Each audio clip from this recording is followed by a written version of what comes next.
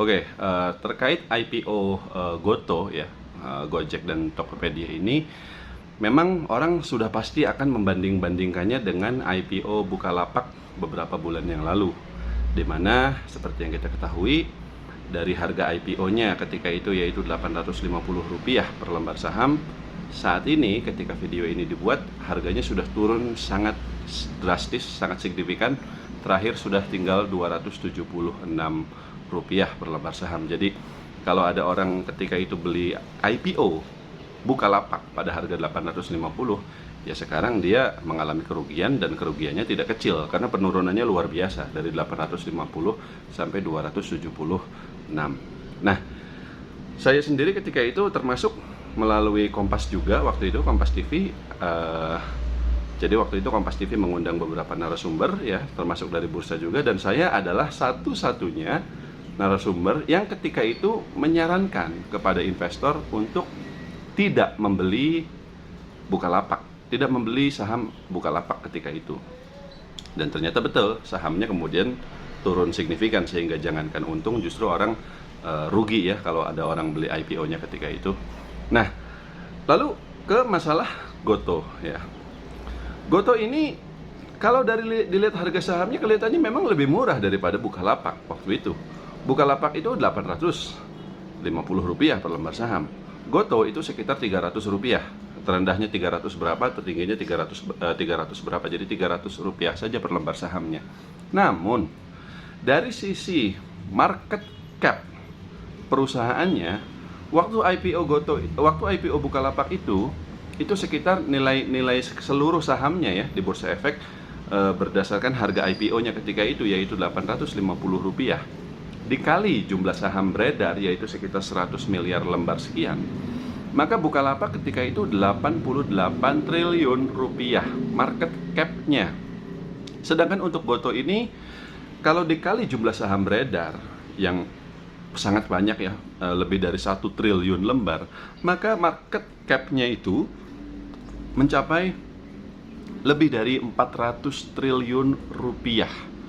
Jadi valuasi Goto itu jauh lebih tinggi daripada Bukalapak, yang mungkin dijustifikasi karena memang secara market share ya, Tokopedia itu memang lebih baik daripada daripada Bukalapak, dan Goto juga merupakan salah satu pemimpin pasar di industri transportasi online. Tapi intinya nilai value dari seluruh saham perusahaannya pada harga IPO-nya yang Rp300 sekian itu, Goto itu dinilai Rp400 triliun. Sebagai perbandingan, Astra International, sebuah perusahaan yang salah satu yang terbesar di Indonesia dan juga bisnis yang juga sangat lengkap ya, ada batu bara, perkebunan kelapa sawit dan seterusnya, itu market cap-nya, nilai seluruh sahamnya di bursa itu hanya sekitar 200 triliun sekian. Dan Goto ini 2 kali lipatnya. Jadi dari situ saja sebenarnya kelihatan kalau valuasinya ini sebenarnya sangat mahal. Astra kita tahu perusahaannya menguntungkan, mempekerjakan banyak sekali tenaga kerja, punya banyak sekali anak usaha, tapi dia ternyata valuasinya hanya separuh dari Goto berdasarkan harga IPO-nya ini.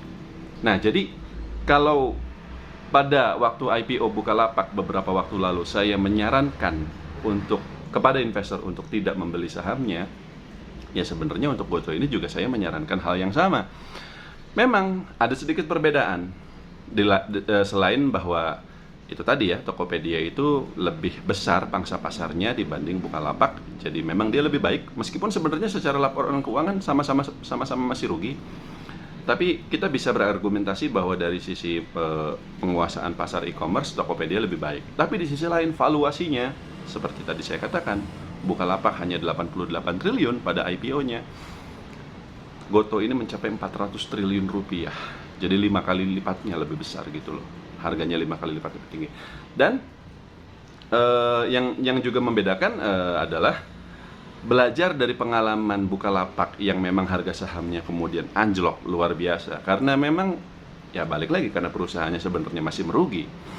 Memang belum menguntungkan, jadi ya tidak wajar sebenarnya kalau misalnya sahamnya bisa naik. Eventually kalau misalnya dia sudah sukses IPO, eventually dia akan turun. Nah, Untuk Goto ini memang katanya ada semacam mekanisme di mana perusahaan bekerja sama dengan sekuritas tertentu untuk menjaga harga sahamnya di pasar agar tidak turun. Dan juga ada mekanisme lock. Jadi saham milik founder itu di lock untuk tidak langsung dijual dalam beberapa waktu. Kalau nggak salah sekitar 6 bulan sampai 1 tahun atau bahkan 2 tahun seperti itu. Tujuannya sekali lagi agar harga sahamnya tidak turun. Tapi tetap saja saya kira itu berarti hanya mencegah sahamnya untuk tidak turun saja. Sedangkan untuk naik ya itu berat, sangat berat. Karena balik lagi perusahaannya sama-sama masih rugi ya, dan valuasinya jauh lebih tinggi. Orang biar bagaimanapun akan membandingkannya dengan Bukalapak. Dan yang terakhir adalah kalau pada Bukalapak kemarin IPO itu memang momentum saham-saham teknologi itu masih sangat luar biasa di Amerika Serikat sana. Tapi saat ini enggak.